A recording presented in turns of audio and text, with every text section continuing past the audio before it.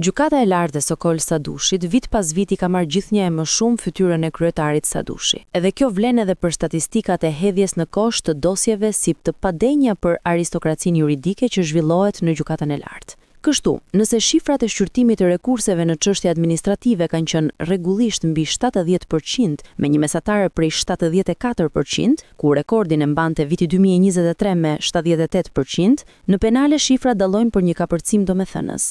Në vitin 2023, gjykata e lartë ka pranuar për shqyrtim vetëm 49% të rekurseve me lëndë penale, por në vitin 2024 kjo shifër është 19%.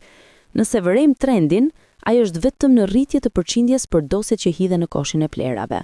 Do me thënë, vit pas viti, pranohen pak e më pak dosje për shqyrtim. Vetëm 19% e shqiptarëve që halli i ka drejtuar të gjykata e lartë e Sadushit për një çështje me drejtësinë, kanë hyrë në shqyrtim në kolegjin penal në vitin 2024. Nuk e dim dot sot, ndaj nuk bëjmë do në analizë se për cilat dosje dhe për çfarë veprash penale bëhet fjalë. Nuk dim dot as se si ka vepruar gjykata e lartë me shqyrtimin e tyre. Për shembull, sa i ka ndryshuar e sa e ka kthyer pas, nuk dim as për çfarë veprash penale bëhet fjalë dhe cilët janë të pandehurat fatlum. Aq më pak, nuk dim se cili është kriteri se si ka përzgjedhur Sadushi dosjet.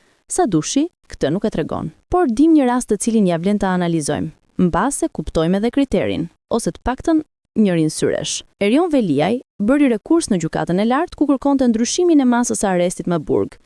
Erion Veliajt ju pranua rekursi. Sa çështje ku kërkohet e njëjta gjë pranohen nga gjykata e lartë? Apo gjykata e lartë pranon dhe fut për shqyrtim të gjitha çështjet ku kërkuesi ankimon dhe kërkon ndryshimin e masës së sigurisë arrest me burg? Si Lali ka të tjerë?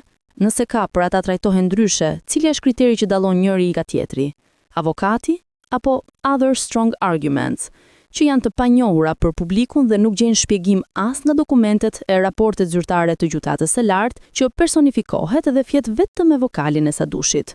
Kolegji penal i gjykatës së lartë lan fuqi masën e sigurisë për Erion Veliajin, por cili na qen ka pra kriteri që përzgjedh Sadushi, kur në fund të shqyrtimit asgjë nuk ndryshoi. Do të ishim mendje hapur për opsione nëse masa e Lalit do të kishte ndryshuar në gjykatën e lartë. Atëherë do të thoshim, kriteri do të jetë parregullësia që konstatohet në dosje, por masa nuk ndryshoi. Cilat janë vallë kriteret që aplikon gjykata Sadushi për hedhjen në kosh ose pranimin e shqyrtimit në kolegjin penal të rekurseve? Çfarë i bashkon atë çështje që përbëjnë 19% të rekurseve që meritojnë të kapërcejnë tavolinën e Sadushit? Sa kohë kriteret mbahen të fshehta, me 81% sigurinë nuk ekzistojnë.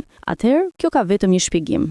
Quhet abuzim me postin ose më keq, korrupsion edhe trafik influencash. Sokoli për drejt e ka që në emër ofertën sa të dush.